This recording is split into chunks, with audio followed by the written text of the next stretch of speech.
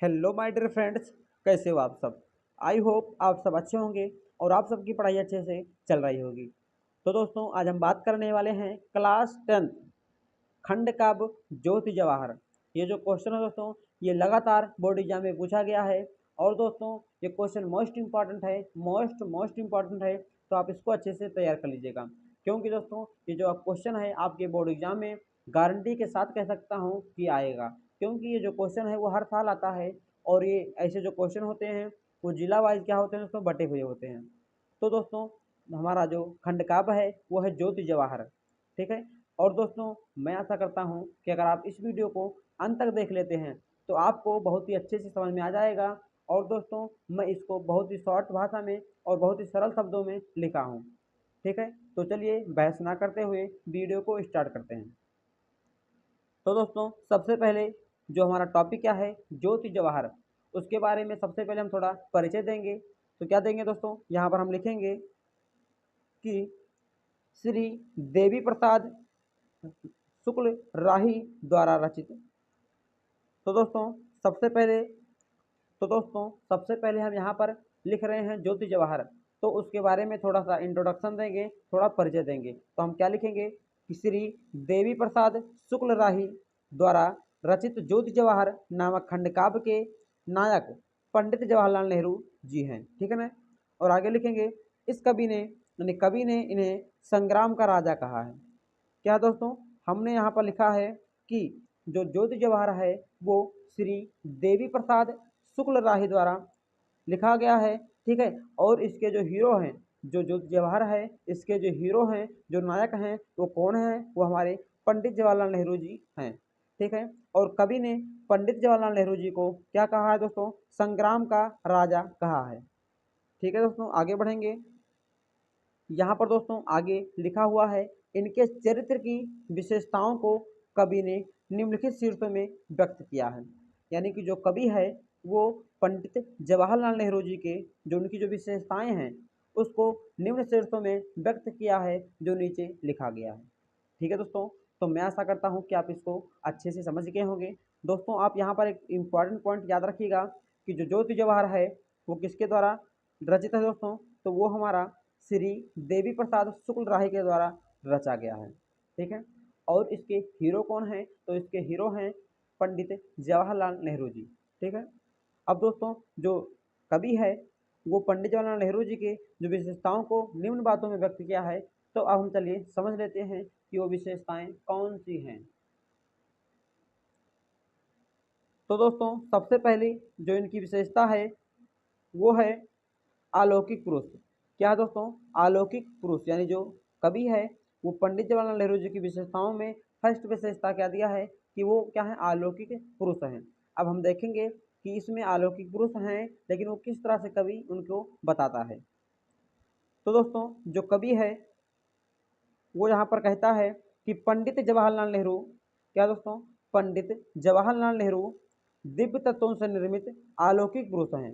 यानी कि जो हमारे पंडित जवाहरलाल नेहरू जी हैं वो दिव्य तत्वों से निर्मित हैं और क्या है, एक अलौकिक पुरुष हैं।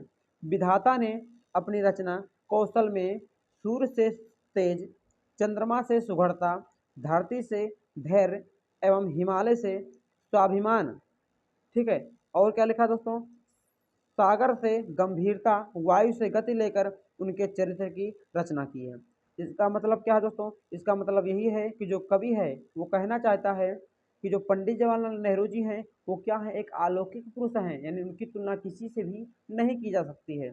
और जो विधाता है उसने पंडित जवाहरलाल नेहरू जी को बनाने में क्या किया है, सूर्य से तेज, ठीक है, चंद्रमा से सुघड़ता, धरती से धैर्य एवं हिमालय से स्वाभिमान, सागर से गंभीरता, वायु से गति लेकर उनके चरित्र की रचना की है। ठीक है दोस्तों। तो मैं आशा करता हूँ कि आप इस हेडिंग को अच्छे से समझ गए होंगे और आप इसको अच्छे से लिख पाएंगे। अब दोस्तों, अब हम चलिए बढ़ते हैं इनके सेकंड विशेषता पर। तो दोस्तों, यहाँ पर इनका सेकंड जो कवि ने विशेषता लिखी है वो ये है, यहाँ पर दोस्तों लिखा हुआ है गांधी जी से प्रेरित। क्या है दोस्तों, गांधी से प्रेरित। यानी कि जो पंडित जवाहरलाल नेहरू जी थे वो गांधी जी से प्रेरित थे। अब कवि ने इसको किस तरह से लिखा है यहाँ पर हम देख लेते हैं। यहाँ पर लिखा है दोस्तों कि नेहरू जी महात्मा गांधी जी के सच्चे अनुयायी थे। अनुयायी का मतलब क्या होता है दोस्तों, किसी को मानने वाला, ठीक है। तो जो पंडित जवाहरलाल नेहरू जी थे वो महात्मा गांधी के सच्चे अनुयायी थे, यानी उनको मानने वाले थे। नेहरू जी पर गांधी जी का बड़ा प्रभाव पड़ा, यानी जो हमारे पंडित जवाहरलाल नेहरू जी हुए हैं उन पर गांधी जी का बहुत बड़ा प्रभाव पड़ा है, यानी उनका बहुत ज़्यादा रोल रहा है। इन्हें गांधी जी से इस प्रकाश सुभाषिस प्राप्त हुआ, ठीक है, जिस प्रकार श्री राम को गुरु वशिष्ठ से प्राप्त हुआ था। यानी कि लेखक जो है, कवि जो है, वो ये कहना चाहता है कि जो नेहरू जी हैं वो गांधी जी पर बहुत बड़ा प्रभाव पड़ा है। जो हमारे नेहरू जी हुए हैं उन पर गांधी जी का बहुत बड़ा प्रभाव पड़ा है, ठीक है। और इन्हें गांधी जी से इस प्रकार यहाँ पर होगा दोस्तों, इस प्रकार सुभाषिस प्राप्त हुआ है, यानी कि पंडित जवाहरलाल नेहरू जी को गांधी जी से इस प्रकार सुभाषिस, इस प्रकार का आशीर्वाद प्राप्त हुआ है जिस प्रकार से भगवान श्री राम को गुरु वशिष्ठ से प्राप्त हुआ था। ठीक है दोस्तों, तो मैं आशा करता हूँ आप इस हेडिंग को भी अच्छे से समझ गए होंगे और दोस्तों आप साथ में इसको याद भी करते हुए चलिएगा। अब हम चलिए बढ़ते हैं थर्ड विशेषता की तरफ। यहाँ पर दोस्तों जो अगला विशेषता है वो दोस्तों कवि ने लिखा है दृढ़ पुरुष, यानी कि जो पंडित जवाहरलाल नेहरू जी हैं वो क्या हैं, बहुत ही दृढ़ पुरुष हैं। पीटी नेहरू या पंडित जवाहरलाल नेहरू ऊपर से सैनिकों की भांति कठोर और अंदर से कोमल हृदय वाले हैं। क्या दोस्तों कि जो कवि है वो कह रहा है कि पंडित जवाहरलाल नेहरू सैनिक, जिस तरह एक सैनिक होता है उसकी भांति क्या है, कठोर हैं ऊपर से, लेकिन अंदर से उनका जो हृदय है बहुत ही कोमल है, वो बहुत ही दयालु हैं, सबके प्रति उनका प्रेम है। ठीक है दोस्तों, यहाँ पर 2 लाइन लिखा है दोस्तों, इसको आप एग्जाम में जरूर लिख के आइएगा, क्योंकि इसी को देखकर जो एग्जामिनर होता है वो नंबर देता है।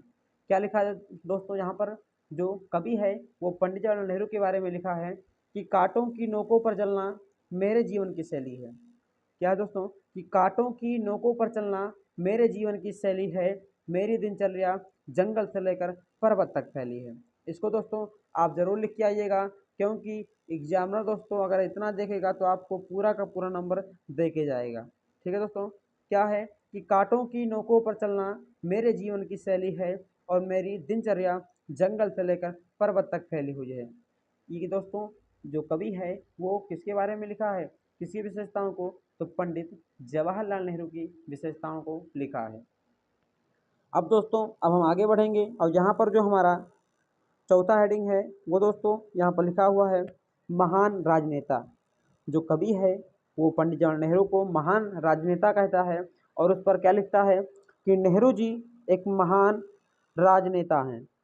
क्या दोस्तों कि नेहरू जी एक महान, यहाँ पर राजनेता लिख लीजिएगा। ठीक है दोस्तों कि नेहरू जी क्या हैं, एक महान राजनेता हैं। इन्होंने राजनीति का पाठ चाणक्य से सीखा है। क्या है दोस्तों कि जो नेहरू जी हैं वो दृढ़ पुरुष के साथ साथ क्या हैं, एक महान राजनेता भी हैं और इन्होंने जो राजनीति का पाठ है किससे सीखा है, चाणक्य से सीखा है। चाणक्य एक ऐसा व्यक्ति था जिसके आगे विश्व विजेता भी मात खा गए थे। और अब चाणक्य कौन था, तो चाणक्य एक ऐसा व्यक्ति था, ठीक, एक ऐसा महान व्यक्ति था जिसके आगे विश्व के विजेता भी क्या हो गए थे, मात खा गए थे। ठीक है दोस्तों, अब हम आगे बढ़ते हैं और यहाँ पर दोस्तों हमारा जो हेडिंग होगा वो हम लगाएंगे राष्ट्रीय भावों के प्रेरक।